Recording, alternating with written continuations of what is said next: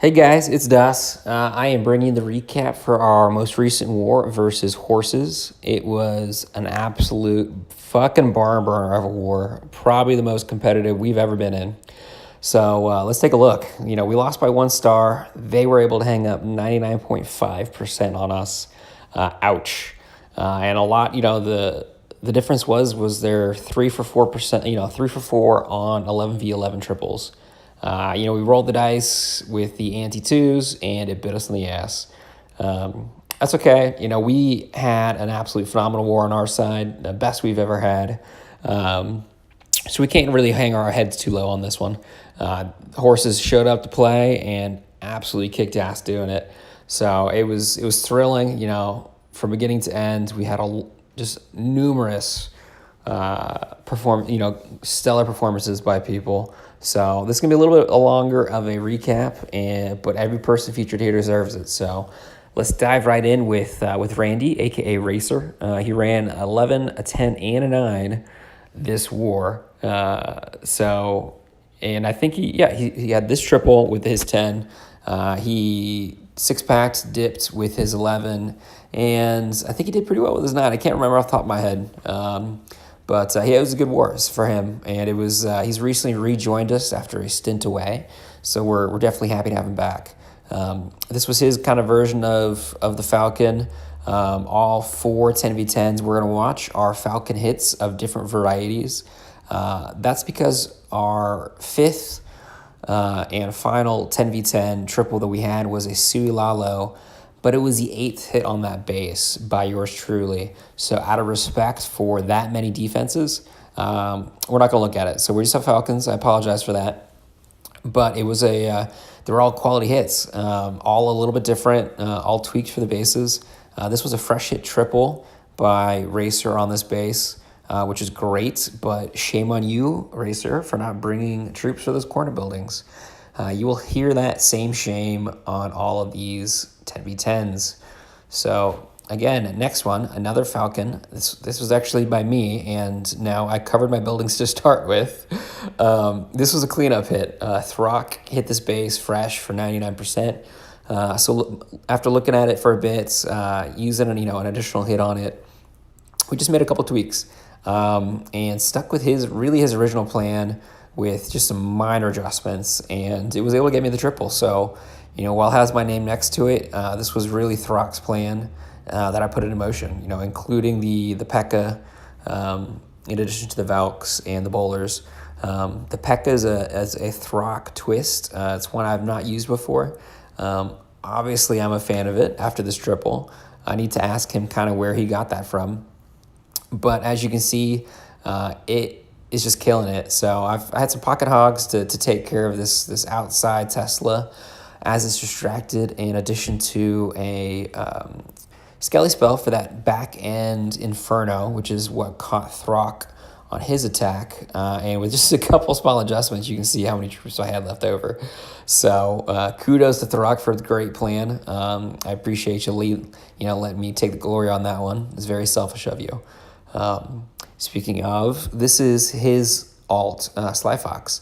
It's another Falcon hit. You can tell it's Throck because of the P.E.K.K.As in the army.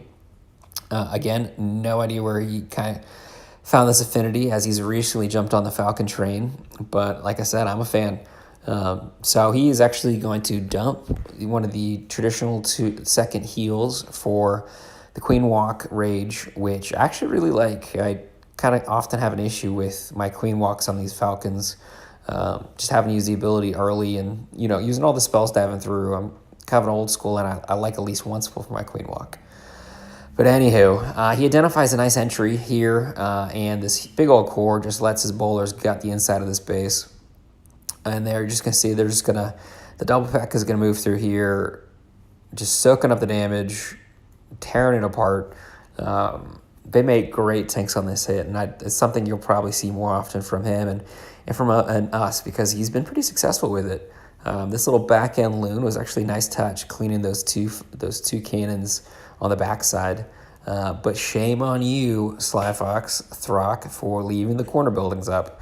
I've been pretty pissed if that was a 99. So note for next time. All right, so we're going to look at another Falcon. But again, this is a different attacker and a different style. So Maldi has adopted this 10 hog version of the Falcon. I think we're calling that the Maldroni. And I like this one. This one works for me, and he is just a wizard with it. So kind of your traditional steps. I mean, he's going to be setting the edge with the queen, with the Sui BK and the whiz behind. Goes a little off script with the BK going mid, but he's able to get all of his Valks and bowlers into this base. And what you'll see is the hogs come in as kind of a backside cleanup, hitting those buildings out of reach of the troops in the core getting it.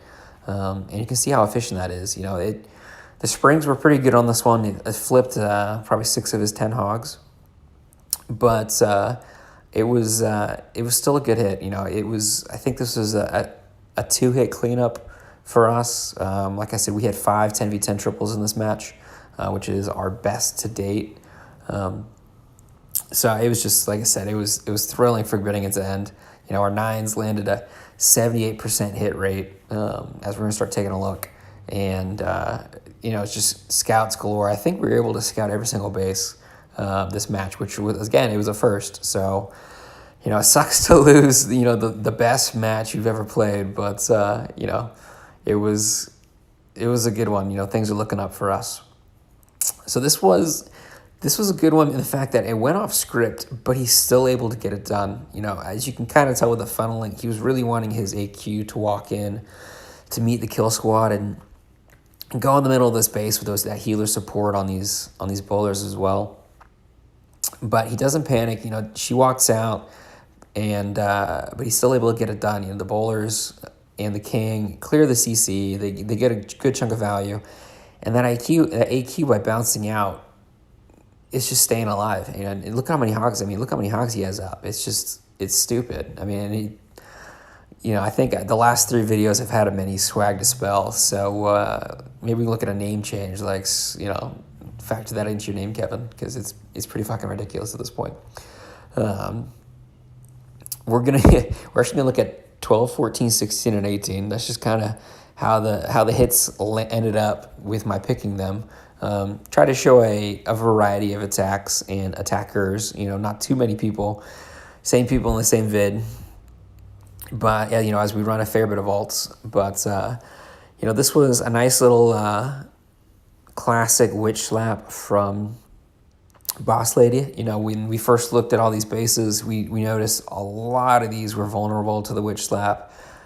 Yes, it is spammy, but it's also pretty fucking effective. And one of the best people we have at that strategy is Boss Lady here. So it actually works out that the AQ bounces out on this one. We had no idea it was a Hound CC. Obviously, this was a fresh hit since I'm showing it. But her bouncing out, we're able to clear the base without ever popping the guy. And those skellies single-handedly finish off this Tesla. It's too funny to me. While everything is distracted with that Hound, those little skellies take care of business. So I think Boss Lady 6-packed on this one. She actually had 2 9s in here, and I think she went 3 for 4 on 9v9s, triples, so congratulations. She was also one of our 11s who was unfortunately called into service to 11v11 at the end of the war, given Horse's phenomenal hit rates up top. So, unfortunately, while we quickly cleared their 11s with our 10s, that was not enough to win the war. We had to go 11v11, which she doesn't do very often. So no shame in those, in the struggle there. I was pain trained, the 11 who just failed royally, so she was in good company on that one. But long story short, her 9s kicked ass, and overall she had a good war. So we're proud of her. And so anyway, looking at this base, it's Adida. He's absolutely become one of our loonies. This was just an absolutely beautiful Gobolalo spell placement, semicircle of face around the base, swag heal. There was just so much swag by both sides in this war. It was it was, I don't think anybody was upset. It was legitimately fascinating how much each side was kicking ass, horses and our guys. So it was pretty fun to see the amount of swag going down. No disrespect, all kudos horses, and I think you guys enjoyed it as well. So we got 2 more 9s. We're gonna look at Bison. He's gonna be a wish lap. This was a fresh 6-pack. He has propensity to hit as soon as the gates open. Obviously, when the easiest bases are yet to be called, and I can respect that. It makes for a damn good hit rate. I think he's hovering at around 84% for the season. So keep that up, and you're going to make our jobs up top easier. So this pretty standard hit. Nothing too spectacular. I mean, besides obviously the execution, but yeah, no, just another fresh 9. He is he's working on his 10 game. His main is in our feeder, getting worked up right now as a T1. So hopefully before the end of the season, I can feature his mature account in one of these recaps. Nudge, nudge. Let's go, buddy. And then final hit of the war that I'm going to show is no, did I stop at 16? Maybe I did. So I guess just recognizing obviously the success of people. Like I said, we were very successful 10v11, 5 for 12, 10v10, and 74% 9v9. So anyway, I appreciate it, guys. Thanks for watching the video, and I look forward to seeing you next week.